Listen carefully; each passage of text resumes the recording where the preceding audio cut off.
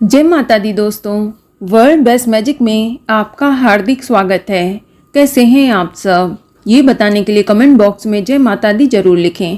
दोस्तों 26 सितंबर दिन सोमवार से शारदीय नवरात्र शुरू हो चुके हैं और अब लोगों में ये जानने की उत्सुकता है कि आखिर अष्टमी, नवमी और दशमी तिथि कब पड़ेगी, क्योंकि इन तिथियों को लेकर अक्सर लोगों में कन्फ्यूजन रहता है।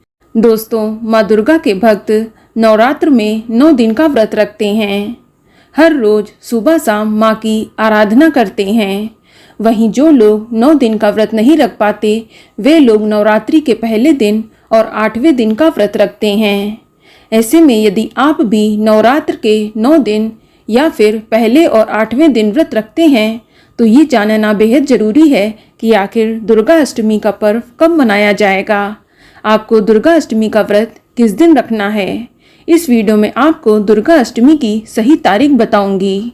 इसके अलावा नवमी और दशमी तिथि कब मनाई जाएगी इसकी भी जानकारी दूंगी और साथ ही साथ आपको कन्या पूजन और हवन इत्यादि किस दिन करना है ये भी बताऊंगी।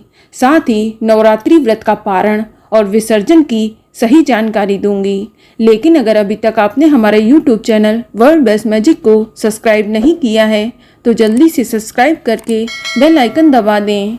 साथ ही इस वीडियो को लाइक करें और ज़्यादा से ज़्यादा शेयर करें। तो आइए शुरू करते हैं। दोस्तों इन दिनों शारदीय नवरात्र का पावन पर्व चल रहा है। 9 दिनों तक चलने वाले इस पर्व में माँ दुर्गा के 9 अलग अलग स्वरूपों की पूजा की जाती है।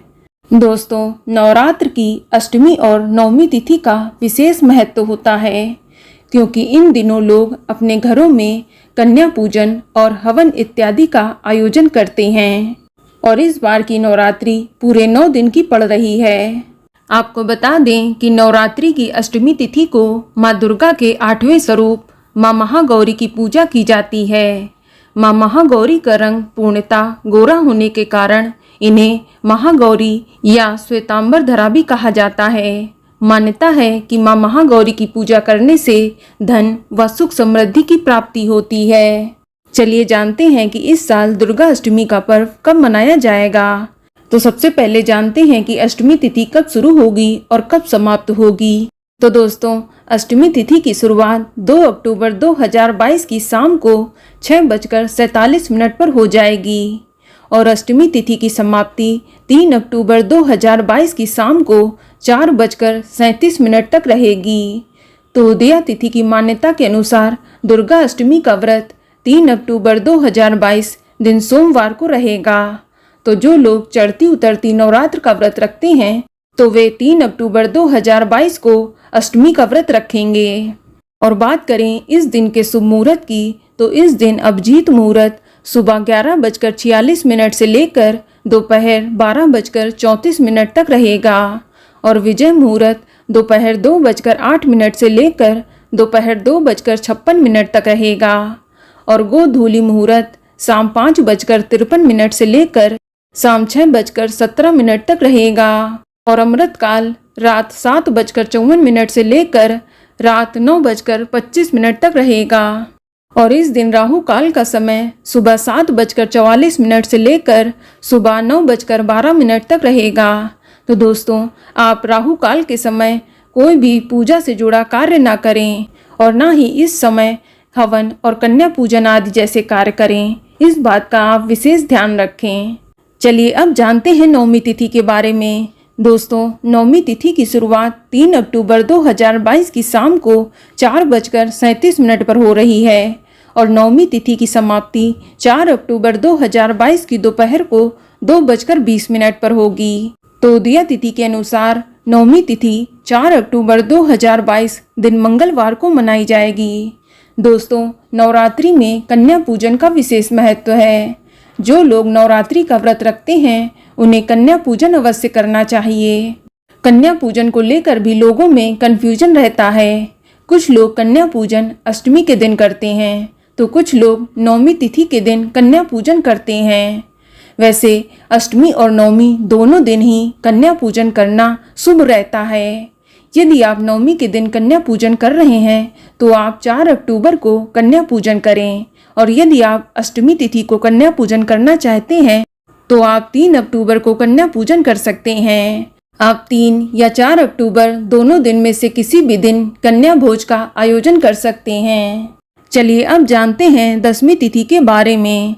दोस्तों, दशमी तिथि की शुरुआत 4 अक्टूबर 2022 की दोपहर को 2:21 पर हो रही है और दशमी तिथि की समाप्ति 5 अक्टूबर 2022 की दोपहर को 12 बजे हो जाएगी। इसलिए दशमी तिथि 5 अक्टूबर 2022 दिन बुधवार को मनाई जाएगी और 5 अक्टूबर को ही दशहरा भी मनाया जाएगा। और बात करें नवरात्रि व्रत के पारण की, तो दोस्तों, नवरात्रि व्रत का पारण अपनी कुल परंपरा के हिसाब से करना चाहिए। यदि आपके यहाँ अष्टमी को या नवमी या दशमी के दिन जिस भी तिथि में व्रत का पारण किया जाता है तो आप उसी दिन व्रत का पारण करें। वैसे जो लोग नवरात्रि के 9 दिन का व्रत रखते हैं तो वे लोग 4 अक्टूबर को हवन और कन्या पूजन कराने के बाद दोपहर 2:20 के बाद नवरात्रि व्रत का पारण कर सकते हैं, या फिर वे दशमी तिथि को सूर्योदय होने के बाद भी नवरात्रि व्रत का पारण कर सकते हैं। वहीं जो लोग नवरात्रि के पहले और 8वें दिन का व्रत रखते हैं तो वे लोग कन्या पूजन चाहे तो 3 अक्टूबर या 4 अक्टूबर को भी कन्या भोज कराने के बाद अपना व्रत खोल सकते हैं।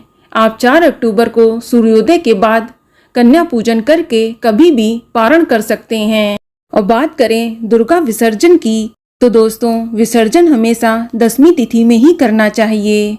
आप 5 अक्टूबर 2022 दिन बुधवार को विसर्जन करें। आप दुर्गा माता की मूर्ति यदि आपने मिट्टी की स्थापित करी है तो उसका विसर्जन और नवरात्रि की कलश व पूजन सामग्री सभी चीजों का विसर्जन आप 5 अक्टूबर 2022 दिन बुधवार को ही करेंगे। दोस्तों, ज्योतिष शास्त्र के अनुसार नवरात्र व्रत का पूरा फल तब तक नहीं मिलता जब तक आप कन्या पूजन ना कर लें। इसलिए आप नवरात्रि व्रत के पूर्ण फल की प्राप्ति के लिए कन्या पूजन अवश्य करें। आप अपने घरों में देवी स्वरूप कन्याओं को बुलाकर भोजन जरूर कराएं। नवरात्रि में 9 कन्याओं को भोजन कराना अति आवश्यक होता है, क्योंकि 9 कन्याओं को देवी दुर्गा के 9 स्वरूपों का प्रतीक माना जाता है। और ध्यान रखें कि इन कन्याओं के साथ एक बालक होना भी जरूरी है, क्योंकि उन्हें बटुक भैरव का प्रतीक माना जाता है। माँ के साथ भैरव की पूजा अवश्य करनी चाहिए। दोस्तों, आप 9 कन्याओं का पूजन करके उन्हें हलवा, पूड़ी, चने का भोजन कराएं और उन्हें कुछ न कुछ भेंट अवश्य दें।